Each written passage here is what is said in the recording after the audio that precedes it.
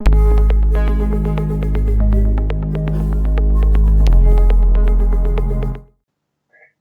Friends, मेरा नाम जिनिशा है और आप देख रहे हैं जिनिशा क्लासेस। आज का टॉपिक है ग्रीन ओलंपियाड। आज से हम ग्रीन ओलंपियाड की सीरीज स्टार्ट करने वाले हैं। तो आज के सेशन में हम ग्रीन ओलंपियाड रिलेटेड जो इन्फॉर्मेशन है उसके बारे में डिस्कस करेंगे और इसका लेवल 1 सॉल्व करेंगे। और ये जितने भी क्वेश्चंस इस सीरीज में हम लोग करेंगे तो ये प्रीवियस ईयर के क्वेश्चंस होंगे। सबसे पहले जान लेते हैं कि आखिर ग्रीन ओलंपियाड क्या है। तो ग्रीन ओलंपियाड ऐसे जो ओलंपियाड्स होते हैं वो भी उसी की तरह है, पर इसमें इन्वायरमेंट बेस्ड क्वेश्चन आते हैं और इसे TERI the energy and resource institute organise करवाता है। और इसका मोड ऑफ एग्जामिनेशन क्या होता है? ऑफलाइन। ये एक ध्यान देने वाली बात है क्योंकि इससे 2 साल पहले ये ऑनलाइन भी हुआ करता था, पर टेरी ने अब ऑनलाइन मोड बंद कर दिया है। तो अगर आप किसी भी स्कूल में पढ़ते हो तो आप इस एग्जाम को दे सकते हैं। अब आता है मीडियम ऑफ एग्जामिनेशन। तो ये पेपर इंग्लिश लैंग्वेज में ही होता है, केवल इंग्लिश लैंग्वेज में। और ये green olympiad and GP4 youth, ये दो ओलंपियाड होते हैं। Green olympiad school student 4 to 12th class तक के स्टूडेंट्स दे सकते हैं और ये GP4 यूथ कॉलेज स्टूडेंट्स के लिए होता है। और एक और अच्छी बात है कि इसमें कोई नेगेटिव मार्किंग नहीं है, तो आपको जितना आ रहा है तो आप उतना कर सकते हैं। ग्रीन ओलंपियाड में कुछ लेवल्स को क्लासिफाई किया गया, तो चलिए उन लेवल्स को भी हम देखते हैं। लेवल 1 में आता है 4th and 5th क्लास। तो आज के सेशन में हम लेवल 1 को सॉल्व करेंगे। एंड लेवल 2 में आता है 6th, 7th and 8th। ये 3 क्लास को लेवल 2 में बनाया गया है। और लेवल 3 में है 9th and 10th class and level 4 है 11th to 12th क्लास। जैसे कि मैंने आपको बताया कि टेरी 2 ओलंपियाड ऑर्गेनाइज कराती है, ग्रीन ओलंपियाड और उसी का है GP4 यूथ। तो ग्रीन ओलंपियाड होता है स्कूल स्टूडेंट्स के लिए 4 to 12th क्लास तक के, और GP4 यूथ होता है कॉलेज स्टूडेंट्स के लिए। अगर आपको ग्रीन ओलंपियाड कोई और क्वेरी है तो आप इनके वेबसाइट पे जाके विजिट कर सकते हैं। ये टेरी, यहाँ पे आपको लिंक मिल जाएगा। तो हमें ओलंपियाड देने से पहले उसके इंस्ट्रक्शन को समझना इम्पोर्टेंट होता है। तो चलिए उनके इंस्ट्रक्शंस को देख लेते हैं। तो पिछले साल 2023 में जो ओलंपियाड ऑर्गेनाइज करवाया गया था, तो ये उसके कुछ गाइडलाइंस हैं।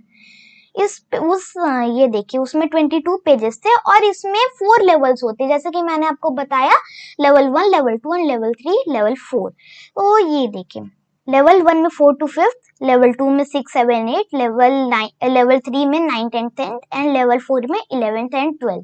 तो एक ही बुकलेट में सभी क्लासेस के सभी लेवल के उसमें क्वेश्चंस होते हैं। और हर सेक्शन में, हर लेवल में जो फाइनल पेपर होता है उसमें 50 क्वेश्चंस होते हैं। और एग्जाम का ड्यूरेशन 1 आवर होती है। तो 1 आवर में आपको 50 क्वेश्चन सॉल्व करने होते हैं और उसमें कोई नेगेटिव मार्किंग नहीं है।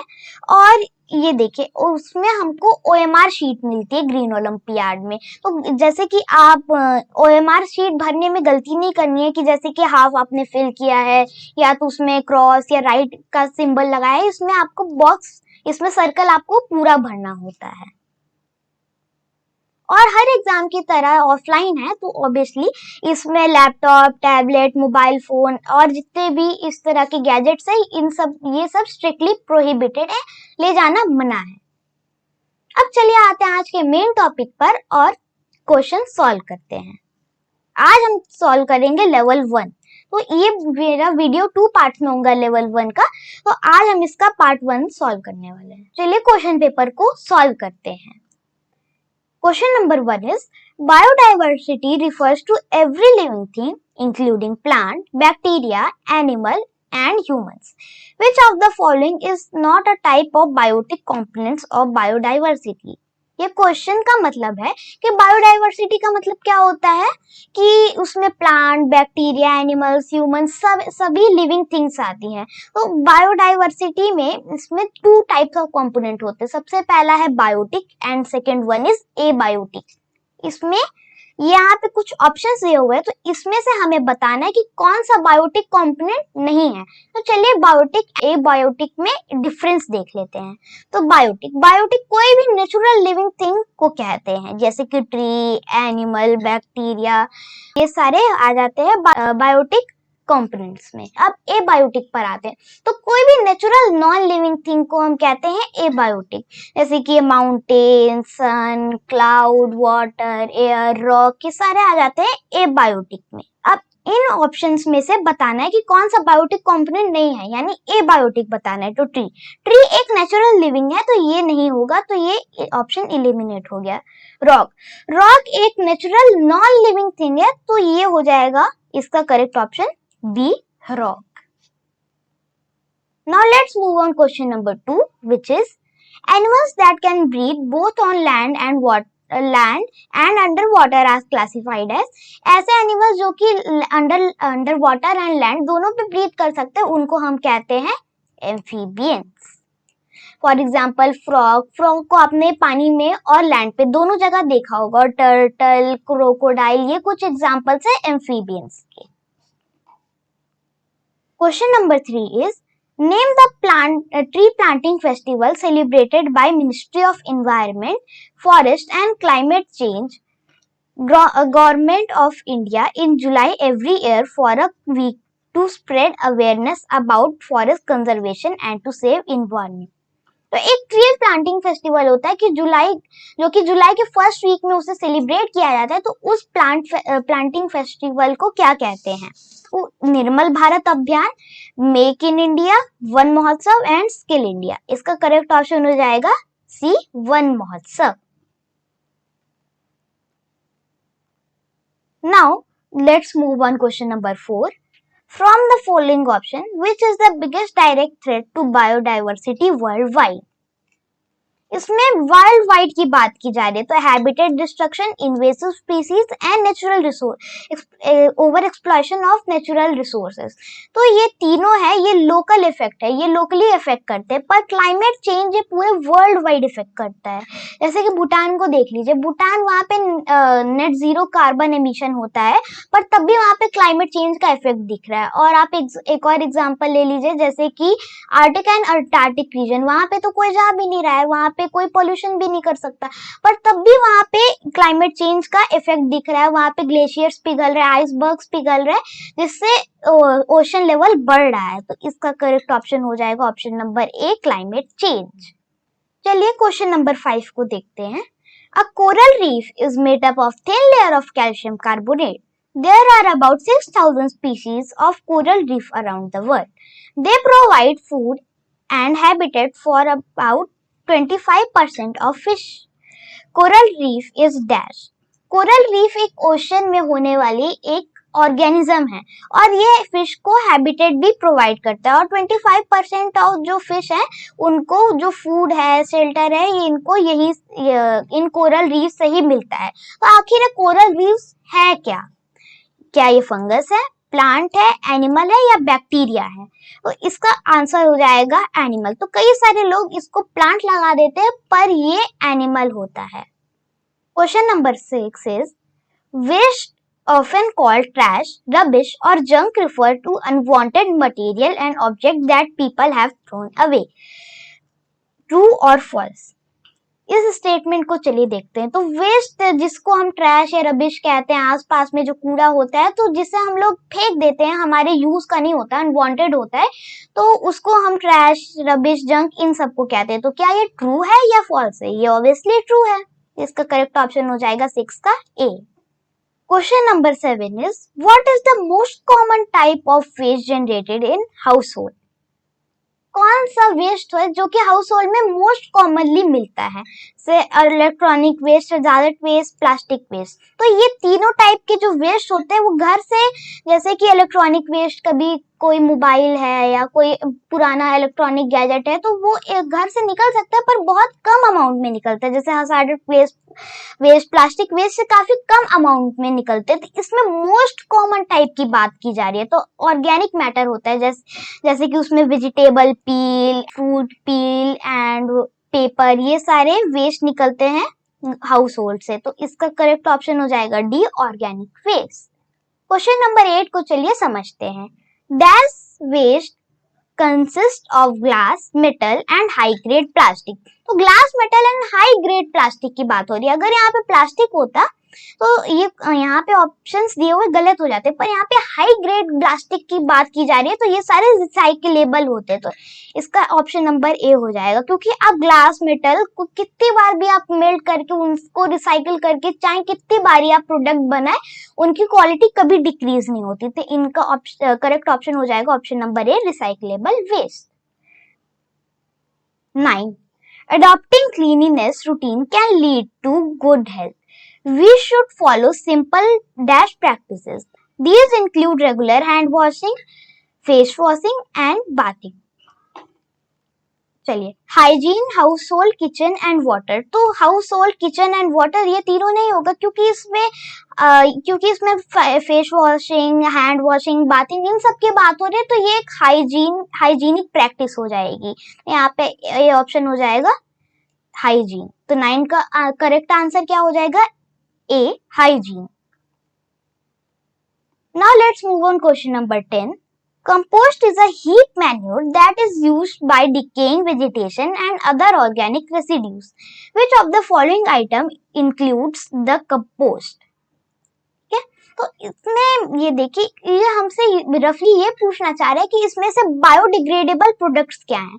तो आखिर बायोडिग्रेडेबल प्रोडक्ट्स होते क्या हैं? तो ऐसे प्रोडक्ट्स जो कि सॉइल में जो कुछ बैक्टीरिया होते हैं, तो ऐसे प्रोडक्ट जो उन बैक्टीरिया उस प्रोडक्ट को डिके कर सके, जैसे कि आप ऑर्गेनिक वेस्ट ले लीजिए। तो ऑर्गेनिक वेस्ट ज्यादातर बायोडिग्रेडेबल होते हैं। क्यों? क्योंकि जैसे जो सॉइल में बैक्टीरिया होते हैं वो उन्हें कंज्यूम करते हैं और उनका जो एक्सक्रीटरी वेस्ट होता है वो एक तरह से कंपोस्ट का काम करता है।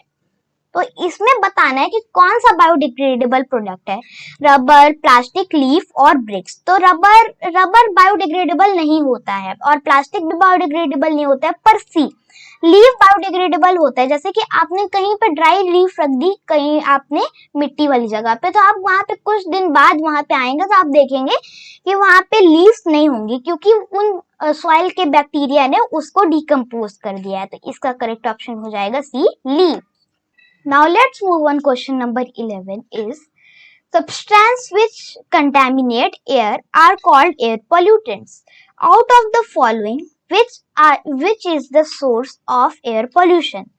Factory emission, power plant, burning of dung cakes, D, all of above.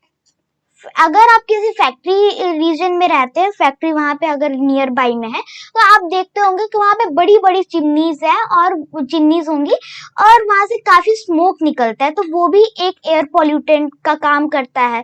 तो ए ऑप्शन करेक्ट है। एंड बी ऑप्शन पर आते हैं, तो बी ऑप्शन है पावर प्लांट। तो पावर प्लांट में भी काफी, जैसे इलेक्ट्रिसिटी प्रोड्यूस करने के लिए कोल को बर्न करना पड़ता है, तो कोल को बर्न करने पर जो स्मोक निकलता है वो भी एक एयर पॉल्यूटेंट है। तो ऑप्शन बी भी करेक्ट ऑप्शन है। अब बर्निंग ऑफ डंग केक, जैसे कि आप कहीं जाएंगे तो अगर वहां पे चूल्हे पे खाना पकता है तो वहां पे काफी स्मोक का एमिशन होता है। तो इसका करेक्ट ऑप्शन हो जाएगा option B, all of above. Question number 12. According to the data of Central Pollution Control Board, which is the most polluted state in India in 2023? तो ये एक बोर्ड है, सेंट्रल पोल्यूशन कंट्रोल बोर्ड। तो इसने अपना एक 2023 में डेटा पब्लिश किया था। तो इसके अकॉर्डिंग सबसे पॉल्यूटेड स्टेट इंडिया का कौन है? Maharashtra, West Bengal, Delhi and Karnataka. तो इसका करेक्ट ऑप्शन हो जाएगा C, Delhi. Now let's move on question number 13.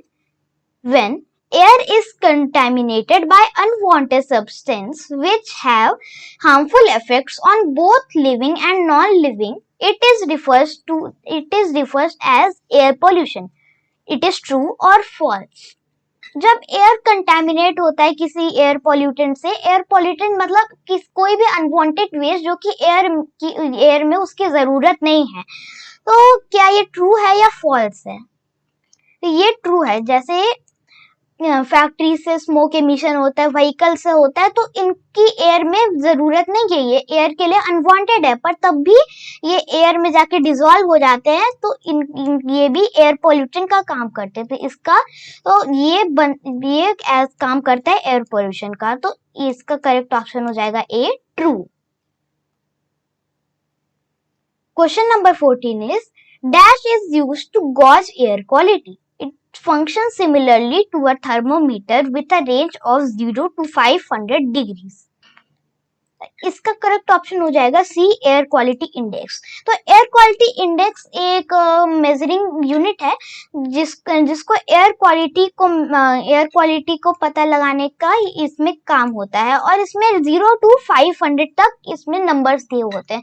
तो जितना नंबर कम रहेगा तो उतनी एयर क्वालिटी ज्यादा अच्छी रहेगी, और जितना नंबर बढ़ता जाएगा तो उतनी एयर की क्वालिटी डिक्रीज होती जाएगी। इसका करेक्ट ऑप्शन हो जाएगा C, air quality index.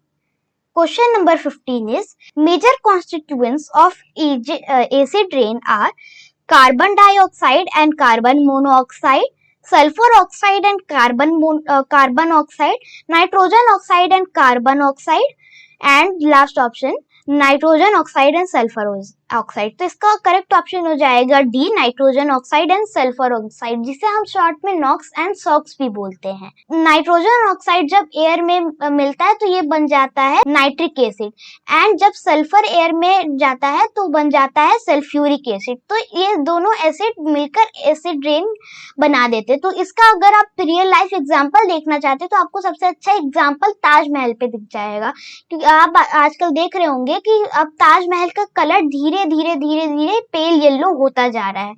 This is because of acid rain. Question number 16 को चलिए देखते हैं।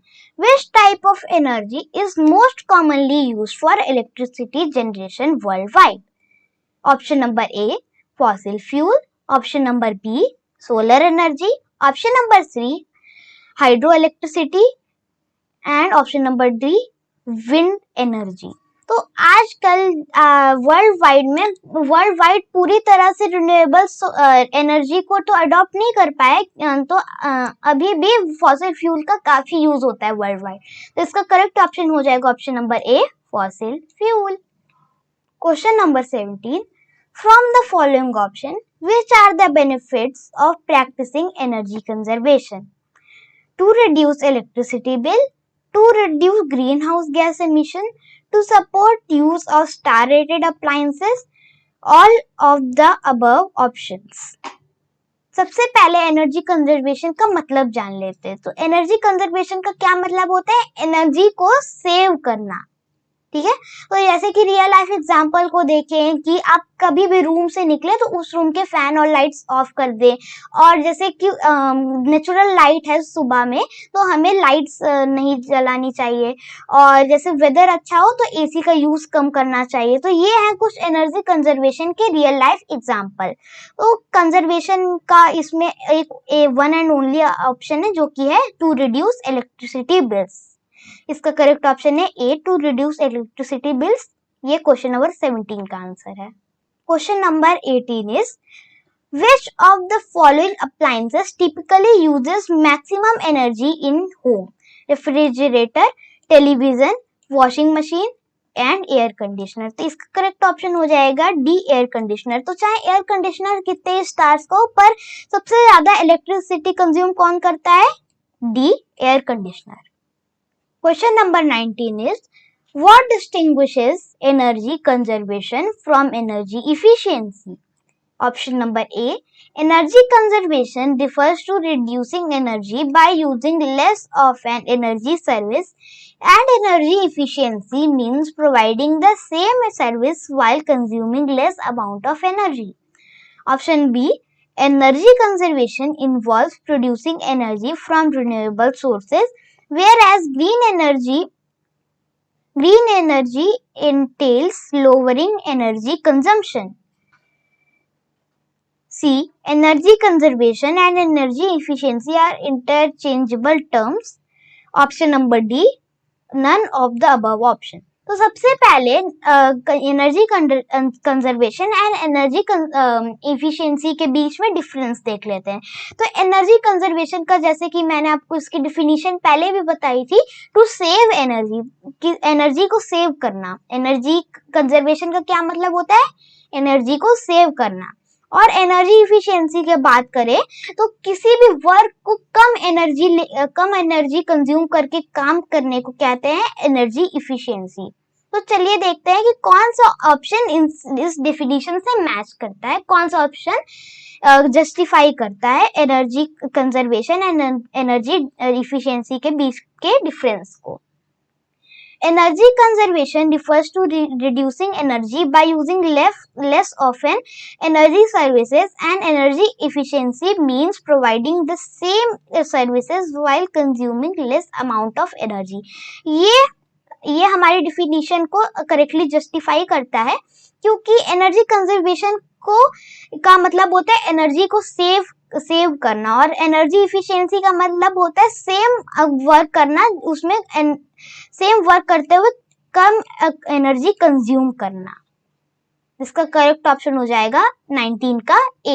एग्जाम्पल देखते हैं एनर्जी कंजर्वेशन का, कि जैसे कि आप कहीं बाहर जा रहे हैं तो वहाँ घर की लाइट एंड फैंस ऑफ कर दें, और वेदर अच्छा हो तो एसी का यूज ना करें।